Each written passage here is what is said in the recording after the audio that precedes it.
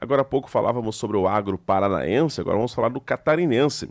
O Centro de Socioeconomia e Planejamento Agrícola da EPAGRE divulgou as estimativas iniciais da safra 2024-2025, a safra de inverno.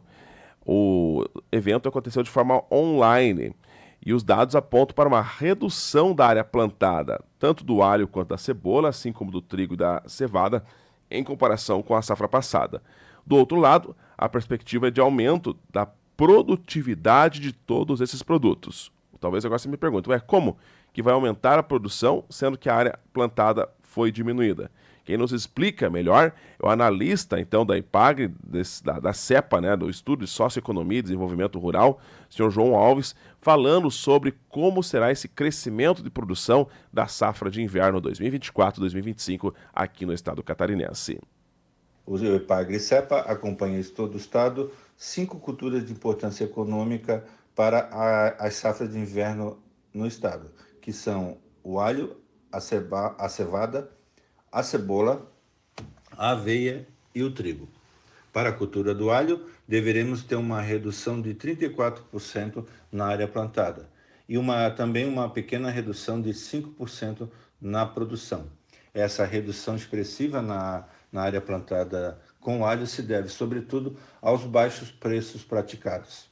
Muitos produtores estão desestimulados com a cultura e essa redução na área plantada vem se acentuando ano após ano.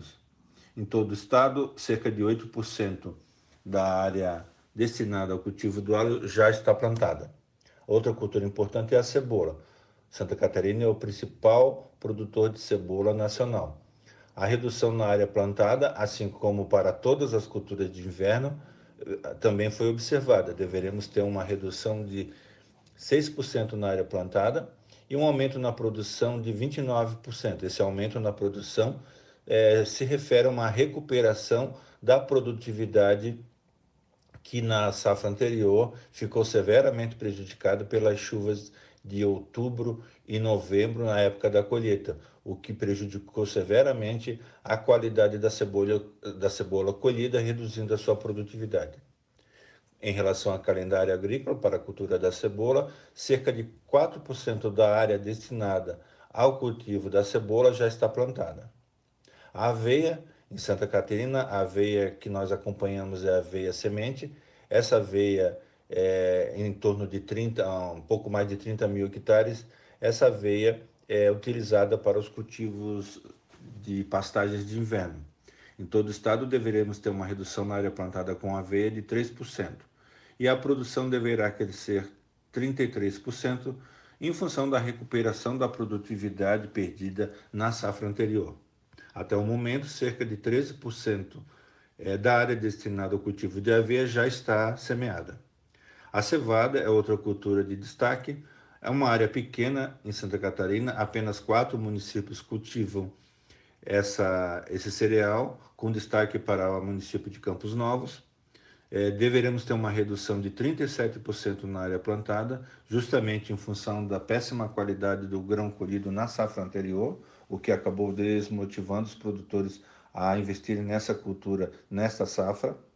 A produção deverá crescer, aliás, a produção também vai cair 15%, justamente pela grande queda na área plantada. Por enquanto, não temos nada plantado de cevada. O plantio se inicia a partir de julho. O trigo é o principal cereal de inverno cultivado em Santa Catarina. Em todo o estado deveremos cultivar cerca de 25 mil hectares.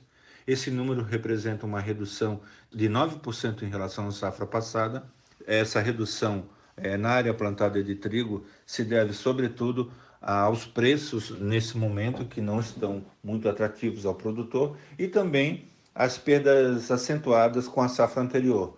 Muitos produtores que apostaram na cultura, mas não são produtores tradicionais de trigo, não vão repetir a aposta esse ano. Esse ano vai plantar trigo realmente quem é produtor que tem experiência com a cultura e bastante tecnificado. Essa redução de 9%, no entanto, não quer dizer que deveremos ter essa redução na área plantada, não representa uma redução na produção, Pelo contrário, a produção deverá crescer em torno de 41%, justamente pela recuperação da produtividade perdida na safra passada. Em todo o estado, cerca de 8% de toda a área destinada ao cultivo deste cereal, do trigo, já está plantado. É importante destacar que, como foi possível observar, boa parte das culturas de inverno estão recuperando a expectativa com relação à produtividade, justamente porque a safra passada foi bastante frustrante nesse aspecto.